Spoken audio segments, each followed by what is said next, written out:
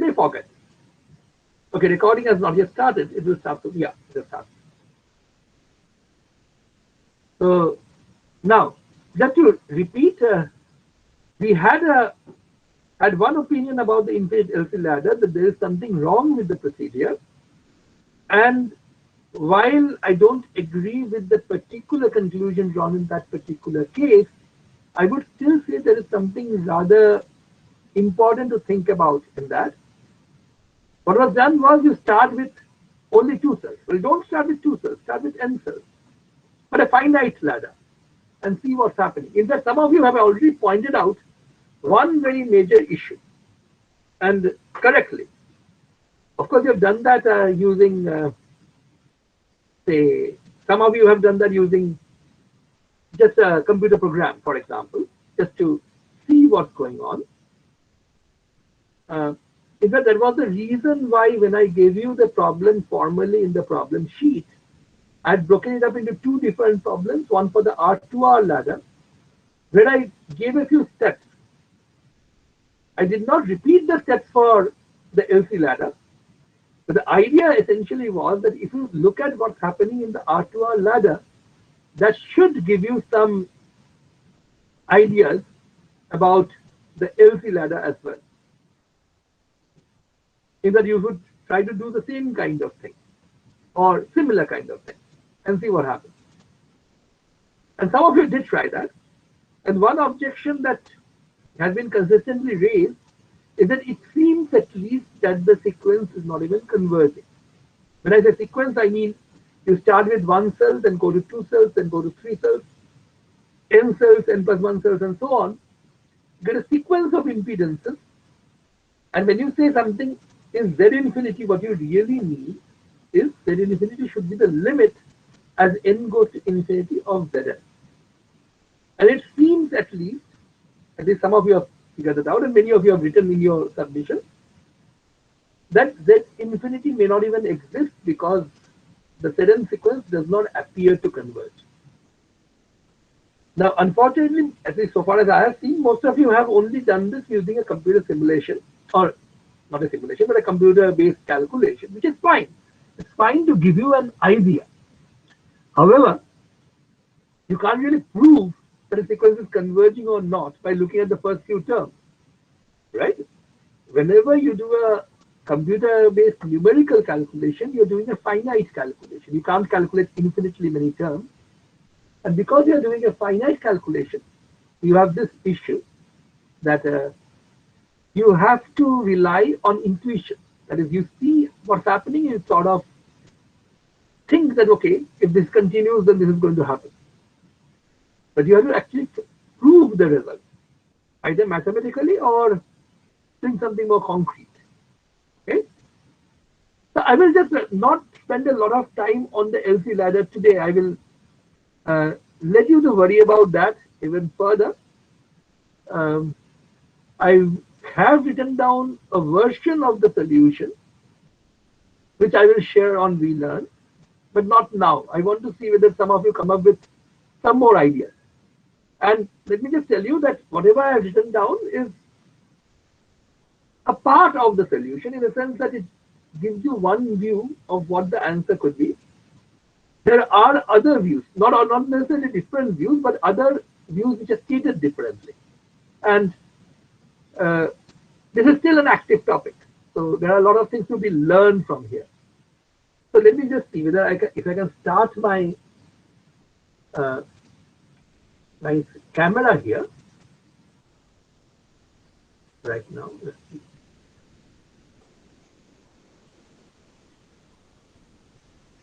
My sharing has started. I would like to see whether I can start my camera so that you can see. Yeah. Can you see a white piece of paper on which my mouse is right now? Yes, sir. Okay, so let me just write. Okay, by the way, once I'm doing this, I can't really see your chat. So if you want to say something, you have to write it up. You have to speak up. So let's just show you what happened for the R2R ladder.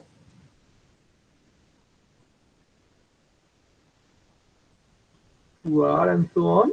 And you have n such cells, finite number. So most of you figured out that this is the result that you're going to get. Rn, the result for n cells is basically n minus 1 cells, that is Rn minus 1, connected across this 2R here. So it's going to be R plus 2R by 2R into Rn minus 1 by 2R plus Rn minus 1. The parallel formula for that. So this much everybody knows, and everybody has worked out. Everybody has put Rn and Rn minus 1 both equal to R infinity, saying that if you have an infinitely big ladder, it doesn't matter whether you have one less cell, you should get the same result. And that gives you the quadratic equation, which gives you two roots. In this case, the quadratic equation ends up having a positive root and a negative root, so it's pretty easy to decide which one is the correct answer, right? You have two roots, 2R and minus R for R infinity, and it's easy to see that 2R is going to be the one you would use. But are we so sure that if I really started this iteration, starting with R1, which is equal to 3R, and went on to calculate R2, R3, etc. from here, the result will converge? Are we sure of that? What we are sure of is that if it converges, it has to converge to either 2R or minus R. Okay, these are the two statements that we can make without any reservation. If it does converge, but if it does not converge, then this whole business of solving this quadratic equation, putting R infinity on both sides, is simply wrong. Okay, so that's one way to look at the problem, which is, this is really a mathematics problem at this stage. Does this sequence at all converge or not? And you've already learned various ways about sequence convergence. So I will urge you to think about whether you can prove that the sequence of Rns is bounded below and monotone decreasing, which most of you would remember from your early math courses, is one way of establishing that a sequence converges. A monotone sequence which is bounded in the right direction is definitely convergent. So you can do that. You can use your standard tricks that you've learned in math and try to prove that this converges. And once you know that this converges, you should be also able to prove that it converges to 2R. Because you can show that 2R is a lower bound of the sequence. So if it converges and you have choices between 2R and minus R, of course 2R is the point where it converges to. Now, having said that, there are other ways of establishing convergence of the sequence, and other ways which are actually more satisfying than just using a mathematical theorem. Let me point out that you can rewrite this equation. Once you divide both sides by R, you can write this. If I define Rn by R, let's say as rho n, then the same equation, okay, I'm sorry, this Rn is going just outside the screen here. The same equation can be written down as rho n. You're dividing both sides of this equation by R. Okay, so rho n is 1, that's R by R, by 2 R rho n minus 1, by 2 plus rho n minus 1. Right? Now, there's nothing special about that. That's just rewriting this equation with dimensionless quantity. That's not where the real trick lies. The real trick lies in writing it like this.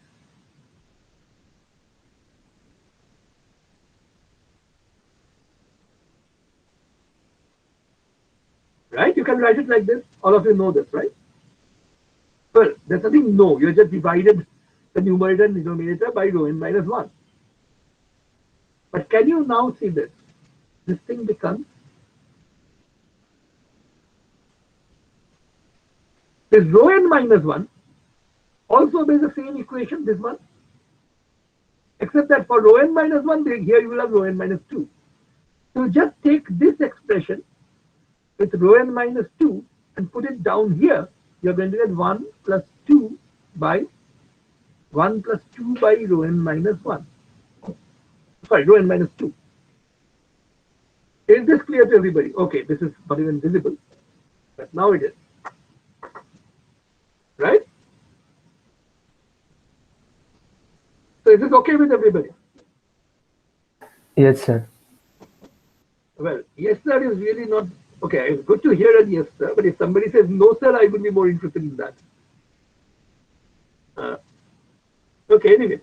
Uh, so now what you see is that you can easily rewrite this expression for rho n. Let me just move on to a new sheet of paper.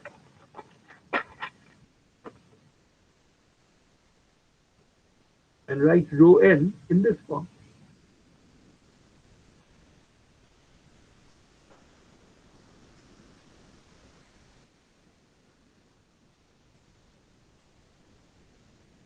You see, I can keep on continuing this.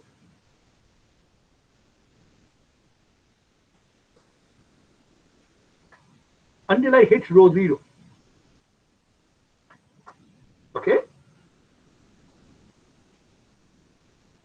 So I hope all of you know what this kind of thing is called.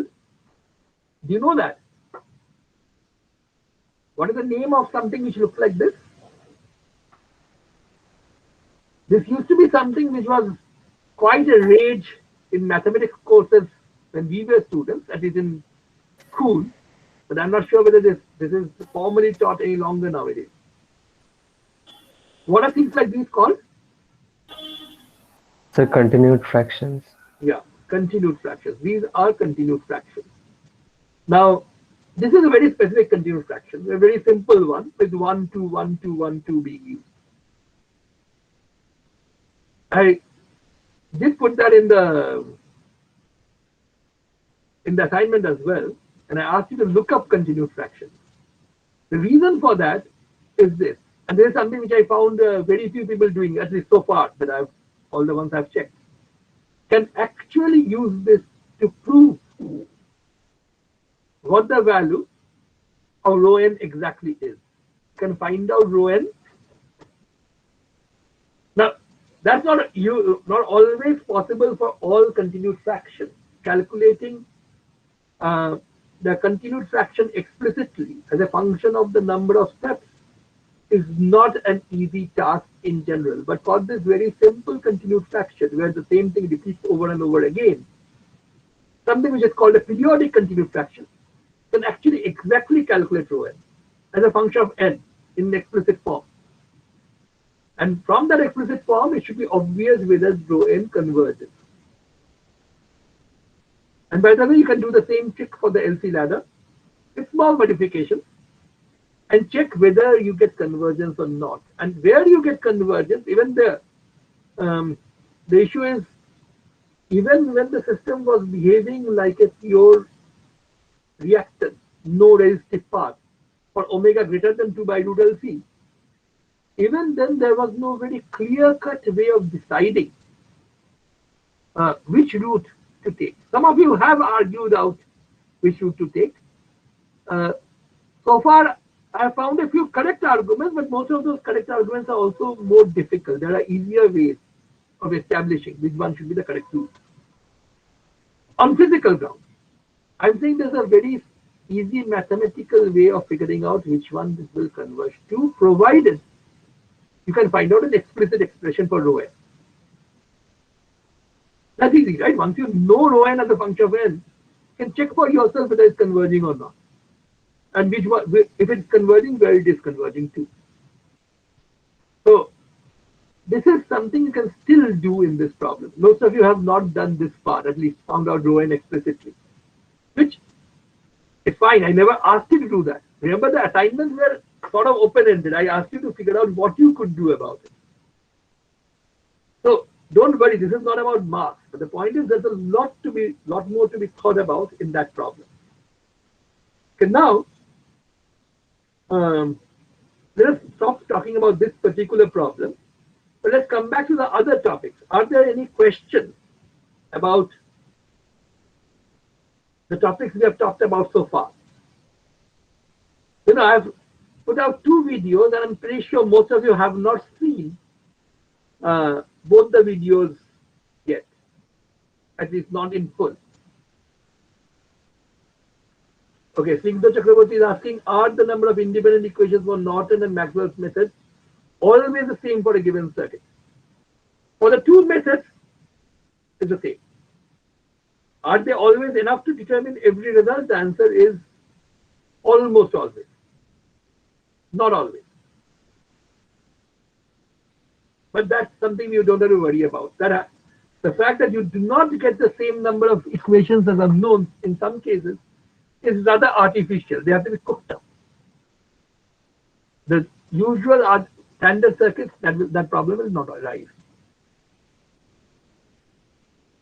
Okay, I just wanted to point out one thing. You may have already seen that there is a new assignment that has been given. It's a big assignment comparatively. The previous one had only 2 problems. This one has 10. But frankly, those 2 problems were bigger together than these 10 problems. The new 10 problems essentially are straightforward applications of Norton's theorem, Thevenin's theorem, or Norton's nodal method. There's a star delta application as well. I want to spend some time talking about that. But before I go there, let me also make one important comment, which is this. I want to demonstrate to you how to write down equations for a given circuit. Not a very difficult system, or not a very difficult thing to do, but some of you have not done this before. That's why I just want to show you how it's done. I gave you a practice problem, but I unfortunately don't remember what that is. So let me just write down an arbitrary circuit here.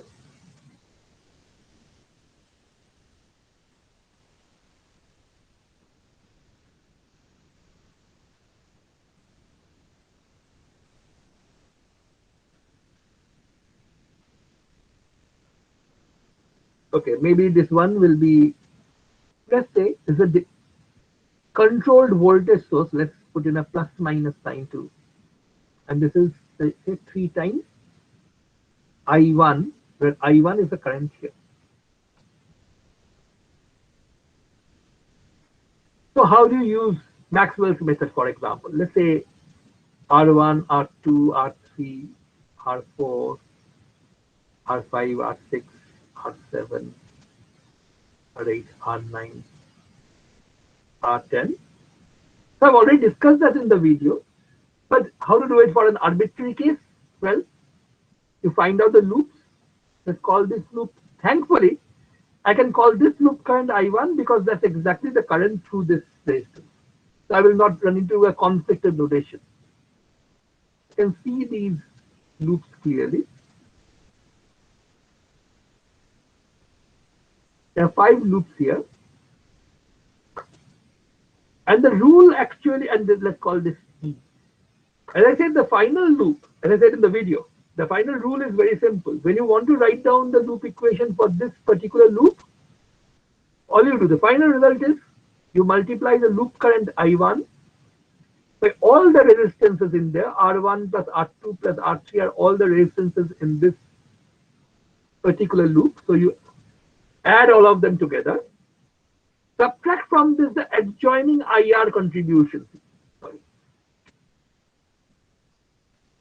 The adjoining IR contributions would mean here there is this loop, for example, this resistance which is common between this particular mesh and this particular mesh. So I1, I2 are both the current. So this will have R3, I2 contributing the minus sign. And these are all drops, right? You're going this way. So R2, I1, for example, is a drop here. R1, I1 is a drop here, and so on. So this really is the net drop that has to be equal to the net rise. Okay, I'm getting a message. I can't. Wait a minute, let me just check.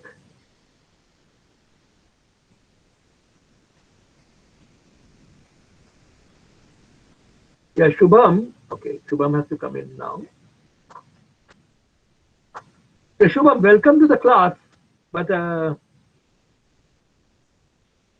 there is a basic problem with your situation. You have to you had better get the Isaac ID working soon, because without the Isaac ID, it will be difficult for me to admit you in the middle of a class.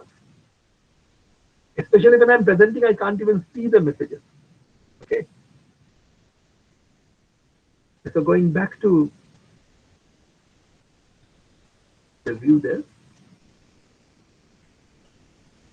So this, as you can see, this thing that I've written down is the drop in the loop that has to be equal to the rise, but this one is a rise, so that's E. This one was easy.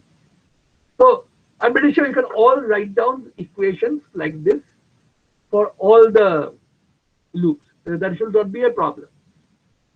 The problem, I'm pretty sure most of you are facing a problem with Norton's method more than this. But does anybody have a problem with this one so far? If so, please say, because I can't see your messages, by the way, when I'm on a different screen. Unmute your mic and say if you have a problem. If you don't, fine. Norton's method, okay, so there have been some issues with Norton's method with somebody. Okay, let me just use the rest of this paper here. Let's keep things simple for the time being. A node like this. R1, R2, some resistance R3.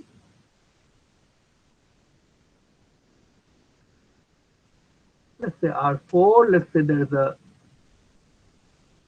voltage source here. And let's say there's a current source here.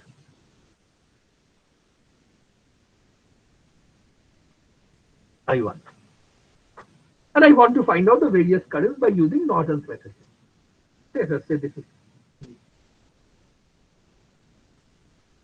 Now, where are the nodes? This one is a node. I apply V1 here, I put V2 here. But these are just labels. I want to find out V1, V2. How do I do that? The first thing that you need to realize is that Norton's method requires you to have current sources.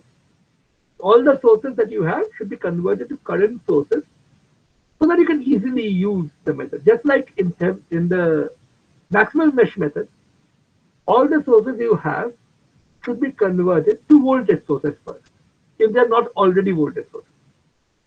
So there is no problem with the I1 here. To write down the node equation here, all you have to say is, okay, the equation, if I went to go through the derivation properly, it would be, this is a node V1, here you have a resistance R2, the drop across R2 is V1 on this end and 0 on the other. Now this is critically important. Ohm's law does not say current is voltage by resistance. It says current is voltage difference by resistance. So if you want to find out the current through R2, you need the voltage difference between one end and the other end. And now what I'm saying is V1 minus 0 by R2, because this end is, when you say there are lots of points which are all connected to the ground, that really means they're all just joined together. And the current through R1 is the voltage difference across R1, which is V1 minus V2 by R1. And these are the currents flowing away from the node V1, one in this direction, the other in this direction. That has to be equal to the current flowing into the node R1, so no problem, that will be I1. Okay? So this is one of your nodal equations, which by the way is easier written down simply by saying take the voltage V1, the node voltage, multiplied by the sum of all the admittances joined to it. So 1 by R1 plus 1 by R2. There are only two admittances joined here, one here, one here. So 1 by R1 plus 1 by R2. Subtract the voltage times admittance for the adjoining nodes. This adjoining node V2, so it's minus V2 by R1. And this has to be equal to net current going in through sources. So this is a quick way to write down the equation. You don't have to go through Ohm's law and individual branches and just add up using KCL. You can just write down this simply using this thing. So writing down the equation is really very straightforward. A problem would arise when you would try to do it for this. Why is that a problem? Well, not a huge problem. You could still do it because here, at least you can easily say something like this. V2 to 1 by R1 plus 1 by R3 plus 1 by R4.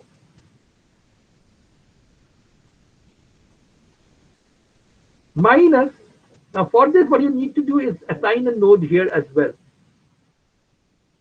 What is the voltage at this node? Because this point is directly connected to a battery, this is really not a difficult question. The voltage of this node is exactly known to be E. So you could just use minus E by R4. And that's equal to 0 because once you treat this as a separate node, there are no current sources going in here. So all I did was actually break this up into 3 nodes. Strictly speaking, a node is where 3 or more wires join. So this is really not a node. There are only 2 wires join here, 1 wire here, 1 wire here. But you can also treat it as a node mathematically, no problem really, and you can just write it like this. And then you have your second equation. Of course, in this particular case, you didn't even have a problem otherwise, because what you could have always done, let me just change the page and try doing it again.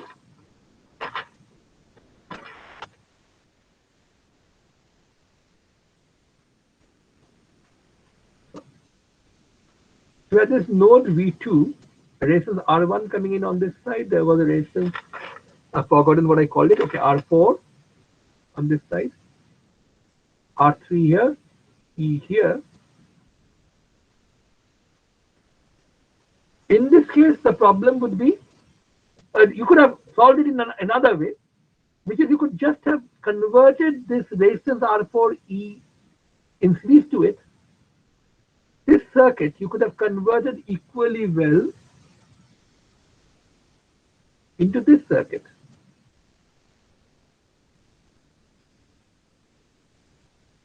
A current source E by R4 in parallel with an admittance. Admittance is 1 by R4, but since I'm using resistance throughout, I will just say an admittance of 1 by R4 is the same as a as an R4 resistance. So I will just write that. So this is the situation at node V2. So from this, and of course there's a node V1 here. The equation for the node V2 can be easily written down like V2 into 1 by R1 plus 1 by R3 plus 1 by R4 minus. So that's the net voltage going out, net current going out of the loop has to be equal to net current going in, which is E by R4. Which, if you were paying attention, is the same equation as the one I derived a while ago, just by making this an additional node. Okay. So strictly speaking, there should be no real problem. In this case, you had E in series with R4, so you could actually convert this to a current source resistance in parallel combination. If you had something like this, say an R5 next to it, then this conversion would not work. And maybe there were other nodes, other connections to here. But then all you have to do is then you have to treat this as a separate node, but one node for which the voltage is already known, not an unknown. So in a way, having a pure voltage source, which looks like a problem, is not really a problem. It's actually an advantage. It reduces the number of unknowns you have in your problem. So, is this the only problem you have with this thing, or are there other issues with this? Okay, Barnali is asking, do we need to replace the voltage sources with current sources every time in Norton's method? The answer is, it helps. If you do that, you can do that, it helps. Yeah. Okay, somebody is asking a question, right?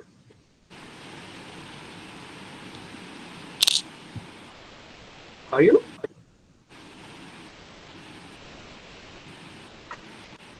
So let me just continue with the answer to Bonali's question. If you have a voltage source in series with a resistance, by all means convert it to a current source parallel to an admittance. That way you can just use the standard Norton method throughout. Whenever you have a voltage source which does not have a series resistance, then conversion fails. But then you just need to put in an additional node with a known voltage. So what I have done just right now. Okay, any further questions? Okay, Sharon says mic is not working. So Sharon had a question, right? In the last equation, yeah. Yes, what are you saying? Okay, in the last equation, you have a problem with that? You just type a bit more. Why did you use the voltage V1? How did you write I made a mistake. Of course, I made a mistake. He just said, why didn't you use the voltage V1? Of course, I should have. I forgot that there is a voltage V1 here. So there should be a minus V1 by R1 as well, which should be there in both this as well as the previous equation that I wrote down. Even that was wrong. This is fine. Okay. But you have to use minus V1 by R1 as well. I just forgot about that. Sir, in the last equation, how did you write E by R4 when there is no current going in? Wait a minute. Okay, let me just repeat this once again. I made a mess by forgetting about certain things. So let me just draw this again. There's this V2. There was this R4 and there was this E.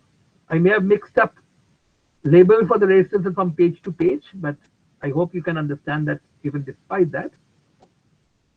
There was this R3, there was an R1 here, and there was a V1, which I completely forgot about. Thank you, Shine, for pointing that out. So there are, as I said, there are different ways of converting this. One is the standard way is you would always, if possible, you would convert a voltage source with a series resistance into a current source. That's the way to use Norton's method without any problems, because that way you can just use the standard equation. If you do that, you have V1 on this end, V2 here, R1, and then you convert this EMF in series with a resistance to a current source in parallel with a resistance. Or admittance. Admittance would be 1 by R4. If you just wrote it as a resistance, it would be R4. And current source would be E by R4. This is nothing but Norton's theorem, really, the second video. But as I said in the middle of the first video, a voltage source in series with a resistance can always be converted to a current source in parallel with an admittance. So is there any question about that, about this conversion? ER4 being converted into E by R4 and R4 in parallel? If not, once you do the conversion, it's very easy to see. Of course, these are, I've drawn it at a different point, but these are all joined together. So they're all the same node, same voltage. They're all just joined by a wire. So now if I write down the nodal equation and do it correctly this time, I made a mistake last time. What I would do is take V2, the nodal voltage, multiply it by all the admittances which are going in. V2 into 1 by R1 plus 1 by R3 plus 1 by R4. Take all the other nodal voltages. In this case, there's only one more nodal voltage here, because all this is just one single node. There's only one other node, which is V1. So you have minus V1 by R1, which I have to put in. Thanks to Shayan for pointing that out. And this has to be equal to the current going in by the current source. So that's, of course, E by R4. So in this case, there is no issue at all. You have a current source, which is driving current into the node. And this is the net current flowing out of the node through the admittances. The easy way to figure that out is, or a quick way to write that down is, take the node voltage, multiply by the sum of all the admittances, and subtract from that the other node voltages, which is what I forgot to do last time, V1, and other node voltage contributions will come with a minus sign. So minus V1 by R1. So this is the standard way for handling Norton's method, which is convert voltage sources in series with the resistance to current sources. Now, there are situations where you can't do that.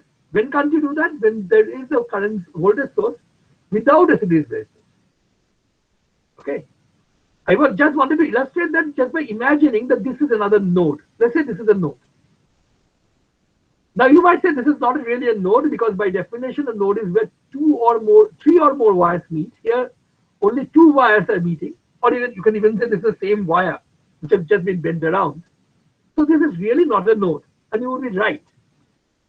So because this is not a node, I don't really need to do anything special. I just need to convert the ER4 into a current source. That we have already seen. But suppose this had some other connection here, something else on this other side. Say you had an R5 here, which was also drawing away current. Now, of course, this E and R4 are not in series. I hope all of you know this. Two things are not in series only just if they are connected to each other. They are in series only if you can ensure that the same current flows through them. If you have another branch R5 which can take away part of the current, then you cannot treat E and R4 in series, right? So here, of course, this is a node because three wires are joining. So you have to assign the node voltage V3 here. Okay. The problem will not be in writing an equation for V2. The equation for V2 will simply be V2 into 1 by R1 plus 1 by R4 plus 1 by R3 minus V1 by R1 minus V3 by R4 equals 0, because now if you look at this node, you just have three resistances connected to it, no current sources, right? This voltage source is not directly connected to V2, it's connected to this node. To this node V2, you have only these three resistances, so you just get contributions from them.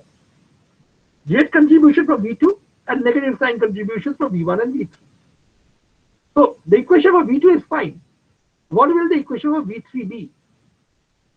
Now let me also point out why there should be a problem. Suppose there's a node here, let's call that voltage V4. It might seem that you can simply write down V3's equation by saying V3 to 1 by R4 plus 1 by R5. Those are the two resistances joined to V3. Minus V2 by R4 and minus V4 by R5. All this is fine. But these are all currents flowing out of the node. There has to be equal to the current flowing into the node due to the source. And this is where we are going to meet a problem. How much current is delivered by a pure current source? Sorry, pure current source is easy.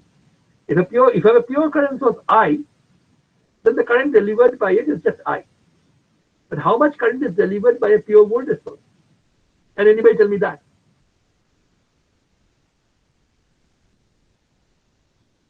How much is the current delivered by a pure voltage source? So it depends on the load that you connected to. Exactly. You will have no clue how much current flows through a pure current source unless you can pure voltage source, unless you solve the rest of the problem. Okay. Notice that when you had a voltage source in Maxwell's method, that was not an issue, because when you have a voltage source in Maxwell's method, you know exactly how much voltage drop it will cause. Okay. If you have a current source in Norton's method, that's also not an issue. You know exactly how much current that will deliver. But if you have a voltage source in Norton's method, you have a problem, because you don't know how much current it will deliver unless you solve the whole problem. Because just by virtue of being a voltage source, especially a voltage source without a series resistance, it can just deliver any current you want. Depends on how much you're drawing from it. Okay. So that is where the problem lies. Okay. You cannot write down the right hand side to this equation because you do not know how much current is going to give you. Okay. So, Yeah. So in this case, can we directly assign V3 equal to E? Exactly. So that is the point. The point is, if you have a situation like this, then you can no longer treat the node voltage V3 as an unknown quantity for which you have to write down an equation. You can't write down a nodal equation for V3. Okay? But what you can always do is realize that V3 has to be equal to E.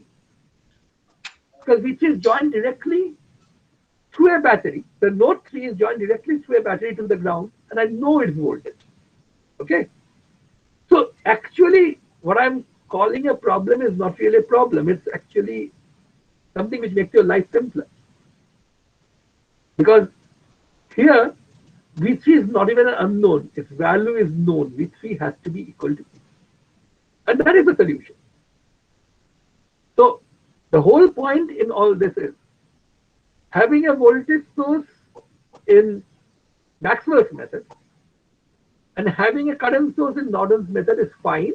You can just use a standard approach just this rule that we wrote down for writing down either the mesh equation or the nodal equation will work fine there.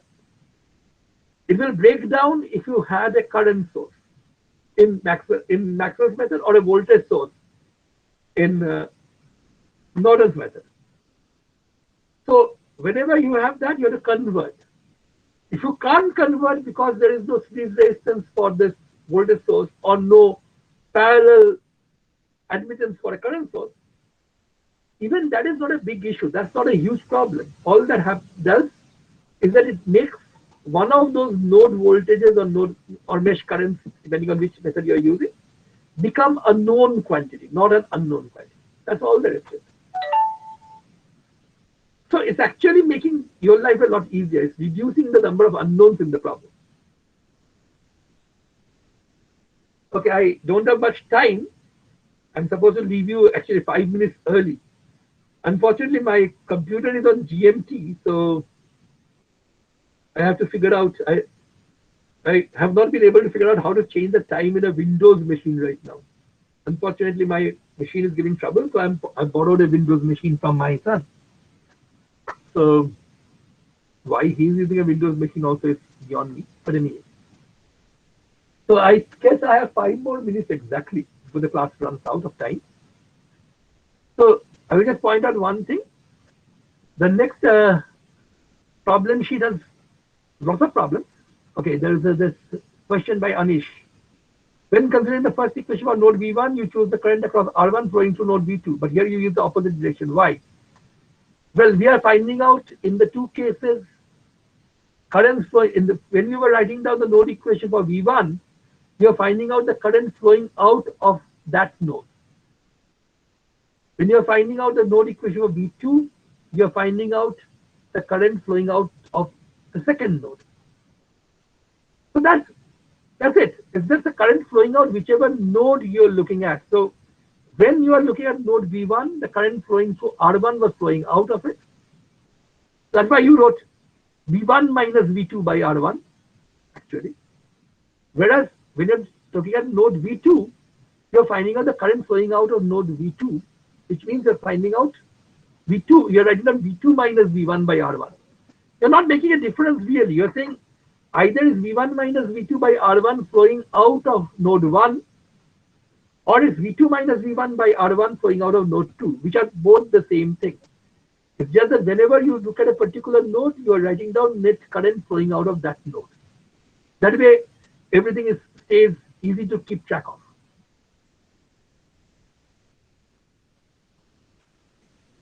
Shahan says, so we always have to find nodes which are not connected to an ideal voltage source to apply Norton's method. That's not right. What I said was, if you have nodes which are not connected to an ideal voltage source, that is a voltage source in series with a resistance, you have to convert to a current source parallel to an admittance. If you have nodes which are directly connected to a voltage source, ideal voltage source, and you have no way to avoid that, like in my example where we had R4, R5 branch, then all that happens is that particular node voltage becomes a known quantity. You don't You still can use Norton's method. You just don't have to write down equation for that particular node. You already know what that node voltage is. So I guess the answer to Anisha's question and Shayan's question sort of is along the same lines. You Yes, sir. have a formal way of writing down the equations. You can always keep on figuring out the equations anew for every node, but you don't have to. The formal way is voltage at a node into net admittance minus voltage at adjoining nodes into connecting admittance equal to the current going in. This particular set of equation can be written down for each one of the nodes as long as there is no ideal voltage source connected to it. The only problem with the ideal voltage source is an ideal voltage source does not allow you to know how much current is going to deliver. So if you have an ideal voltage source connected to a node and you can't avoid it, then that node has a fixed voltage. That's it. So it just is treated differently from all the other nodes. It's not that you can't use Norton's method, but the standard way of writing down the equation at every node, you can't use that. Frankly, you don't even have to. It's easier. You just write down the voltage is equal to the EMF. Or if you have a node connected not between, say, if you have an ideal source connected not between the node and the ground, but between two nodes, then say between node 1 and node 2, you have an ideal source. So all you know is V1 minus V2 is E. So that's one equation that you have to write down. One additional equation. Now, having said all this, let me point out that in the assignments, I just said that you are free to use say the NumPy linealge.solve method. If you want to, you find that the equations are coming out to be too complicated to solve because you will get a lot of simultaneous equations to solve. Just set up the arrays. It's trivial to calculate. Okay, so I don't want you to spend a lot of time trying to solve a lot of simultaneous equations. I want you to pay more attention to writing down the equations properly. To find out the answers, you can always just use some computer system like a linealge.solve. Are there the only two cases? That is a voltage source with a resistance in series and a node for which the voltage is known. Yes. There are of course other cases. Well, I'm a bit hasty in saying yes. You may have controlled sources. That is, you may have a source whose voltage is controlled by a current somewhere else, or a current source whose voltage whose value is controlled by a voltage somewhere else. This happens all the time, especially when you're discussing amplifiers. Voltage somewhere will depend on current somewhere else. So those are dependent sources, and then they have to be written down as part of the equation. I did discuss in the video. I did discuss an example where we have a dependent source and how to handle that. Okay, Sir, yeah. actually, we wanted to ask something. Will it be possible to hold this weekly class on Fridays from 4 p.m.? Because we have a lot of classes on Monday. Like it's piling up. Fridays 4 p.m. is the schedule is Friday 4 p.m. right? Yes, sir. Is it Friday? Which class is at 6 p.m.? I think on Wednesday. Okay, I have no issues. I have no issues holding a class Friday at 4 p.m. except for one thing. If people disagree, then I have a problem. So I can't change it just like that. No, sir, So, actually, we talked amongst ourselves and like we wanted to ask you this thing. Like, most of us are agreeing to. most of us are agreeing, but if say some of you disagree, then it will be a problem. So let's do one thing. I will give you till next Wednesday to mail me if you have a problem with this. If not, if nobody or if very few people say they have a problem, then we are going to switch to Fridays 4 p.m. Okay. So I will let you know by Wednesday what's going to happen. Okay. So if people have a problem on Monday, they will have to mail you. No, if people have a problem with Friday, they have to mail me. Okay. So we are going to change to Friday 4 p.m. by default. If somebody has a problem with that, please mail me by tomorrow. If you have a problem, mail me by tomorrow. We are going to take care of that. Well, we are going to take care of that, meaning we will not shift that. If sufficiently many people say they have a problem, if one or two people say they have a problem, can't be helped. Okay. Fine. So that's the end of today's class. Please try out the problems. The last problem in the new problem sheet has a star. That's because that's an open, not an open-ended problem. That's a very well understood problem. It's just that you have to put in some thought to that problem. The other ones are straightforward. You just write down equations, solve them. As I said, to solve them, you can use computer systems if you want to. You're fully free to solve them by hand. There's nothing very difficult about them. But if you find handling fractions and say decimal points difficult, you can just use the computer. Okay, let me stop the recording now. And bye.